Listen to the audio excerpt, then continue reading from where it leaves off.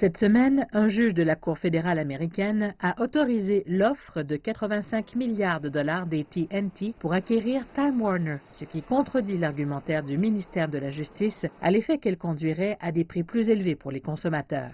La société combinée inclurait CNN ainsi que de grands succès comme Game of Thrones de HBO. Je ne pense pas que ce soit une surprise. Dès le début, il s'agit d'une fusion verticale, donc il n'y a pas de problème de concurrence ici. D'un côté, vous avez un fournisseur de contenu et de l'autre, chez Time Warner, vous avez un créateur de contenu.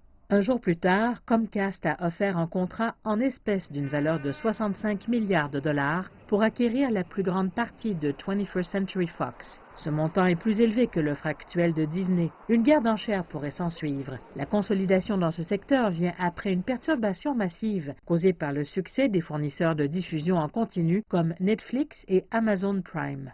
Les fournisseurs de contenu sont confrontés à une crise existentielle parce que des sociétés comme Amazon Prime et Netflix dépenseront de 4 à 8 milliards de dollars cette année pour développer leur propre contenu original, ce qui pousse les consommateurs à vouloir rompre leurs abonnements.